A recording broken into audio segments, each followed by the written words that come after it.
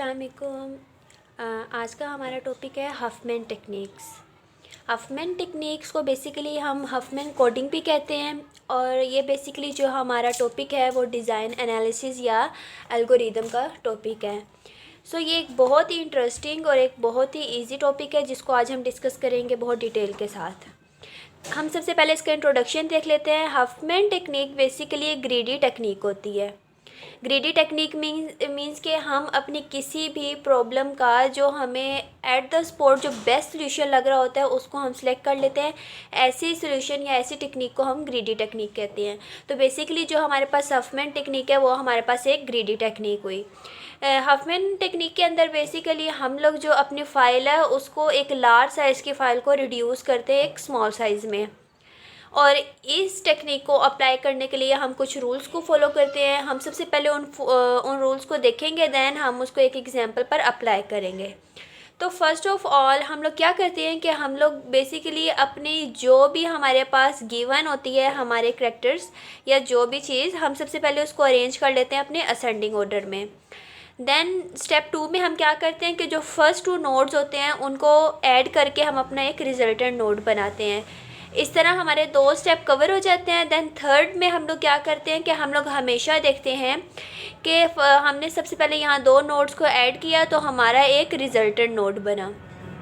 Then next जो हमारे nodes होंगे हम ये देखेंगे हमेशा कि जो राइट पे हमारा नोड होगा वो हमेशा हमारा मैक्सिमम होना चाहिए। ठीक है, अगर हमारा राइट नोड मिनिमम है, फॉर एग्जांपल कि हमारा अब ये राइट नोड जो नेक्स्ट है वो मिनिमम है, तो हम अपनी इस चीज़ को छोड़ के नेक्स्ट 2 नोड्स, डैट्स मीन कि इन 2 नोड्स को हम लोग लेंगे और इनको प्लस करेंगे। देन हम इनमें से हम अपनी ये जो पिछला नोड है रिजल्टेंट, अब जो हमारा सेकेंड रिजल्टेंट आया है और जो हमारा फर्दर जो नेक्स्ट नोड है, अब हम इनमें से कंपैरिजन करेंगे। तो इस तरह हम अपने ये स्टेप 4 को लेकर चलते हैं। जैसे ही हम लोग अपने तमाम स्टेप्स को कंप्लीट करते हैं तो हम लोग उसके बाद जो हमारा एक ट्री बनता है उस ट्री के हम लेफ़्ट साइड पर 0 असाइन कर देते हैं एंड राइट साइड पर हम उसको 1 असाइन कर देते हैं। आफ्टर डैट हम उसका कोड लिख लेंगे कंपाइल करके, और इस फार्मूले से हम बेसिकली हम उसकी कोड लेंथ जो है मिनिमम कोड लेंथ है वो हम फाइंड कर सकते हैं। ये थे हमारे पास कुछ रूल्स। अब हम देखते हैं अपने एग्जाम्पल को जिसके ऊपर हम अपने इन रूल्स को अप्लाई करेंगे।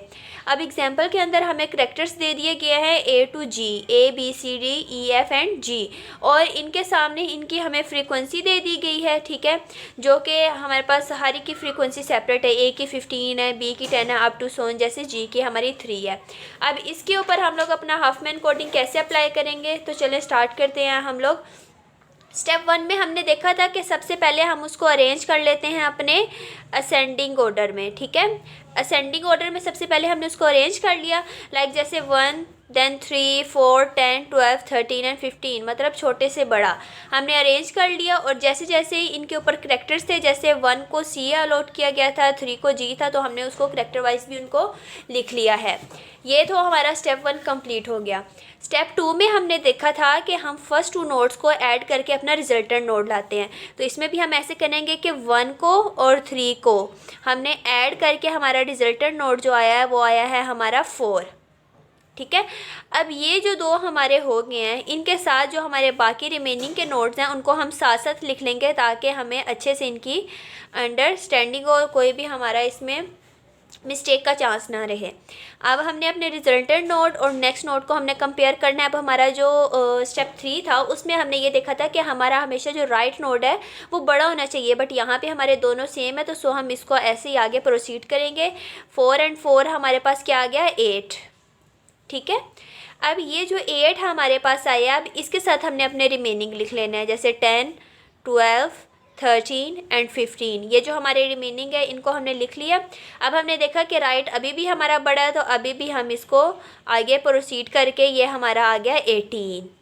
ठीक है, अब इसके साथ हम अपने रिमेनिंग लिख लेंगे 12 13 एंड 15। अब हमने देखा कि हमारे पास जो हमारा लेफ़्ट नोड है वो बड़ा है और जो राइट नोड है हमारा वो हमारा छोटा है।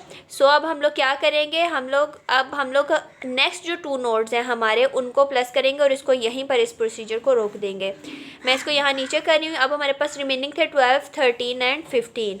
12 13 एंड 15 मेरे रिमेनिंग नोट्स। और ये जो 18 था इसको भी मैं यहाँ पे ड्रॉ कर लेती हूँ, ठीक है।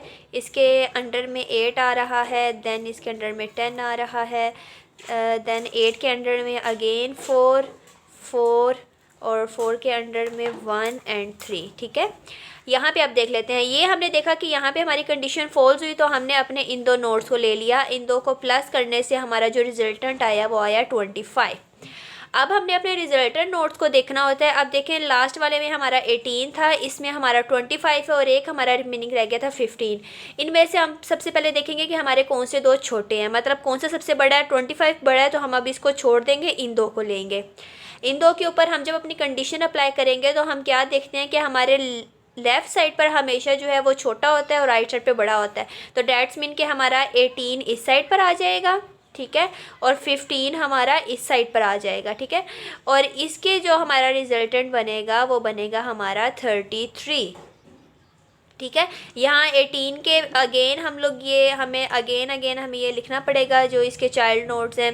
मैं इसके चाइल्ड नोट्स अगेन लिख रही हूँ, ठीक है। ये मैंने अगेन इसके चाइल्ड नोट्स, ये 4 का चाइल्ड नोट 1 एंड 3।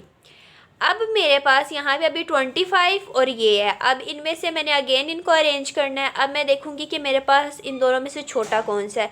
25 छोटा है, डैट्स मीन के 25 मेरा 33 के लेफ़्ट साइड पर आएगा, यहाँ पे मेरा 25 आएगा, ठीक है।